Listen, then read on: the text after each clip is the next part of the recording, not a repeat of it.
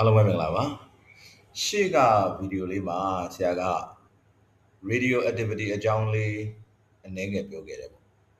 အခုကဒီ grade 12ကျောင်းသားကျောင်းသူတွေကြက်ထားတဲ့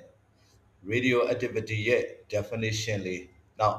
သူ့ test ထဲမှာထည့်ပေးထားတယ်ဘယ်လိုမေးတယ်ဆိုတဲ့ question လေးအဲ့ဒါလေးနည်းနည်းလေးဆရာရှင်းပြခြင်းပါတယ် radioactivity ဆိုတာက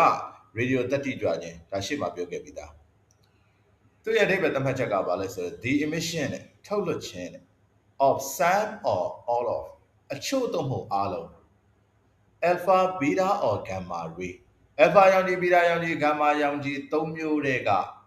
အချို့ပဲထုတ်အားလုံးပဲထုတ်ဆိုပါတော့ alpha beta gamma ရောင်ခြည်၃မျိုးတည်းက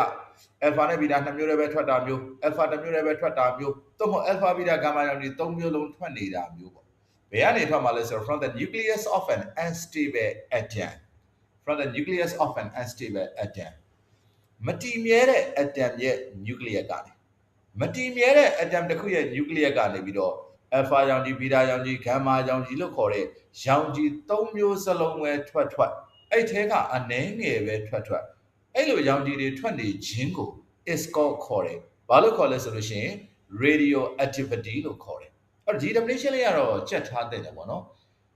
test ထဲမှာလည်းဒီကောင်လေးကိုမေးခွန်းလေးနဲ့မေးထားတာလေးရှိပါတယ်အောက်မှာဆရာရေးပြထားပါတယ် what do you understand it မင်းဘယ်လိုနားလဲဆိုလဲ by the term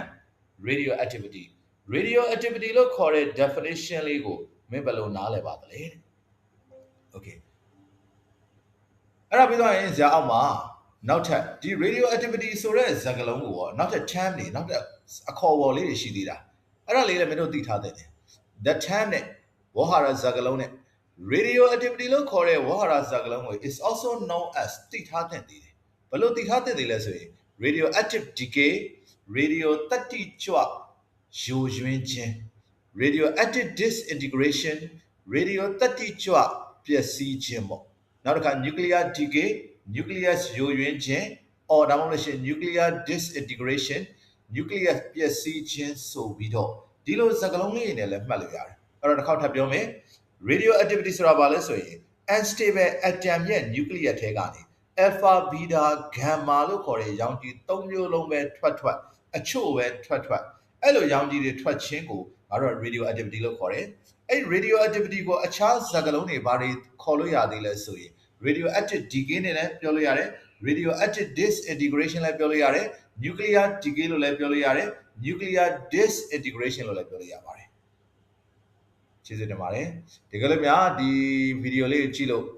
သဘောကျခဲ့တယ်နှစ်ချက်ခဲ့တယ်ဆိုလို့ရှိရင် like and subscribe လေးလုပ်ပေးပါလို့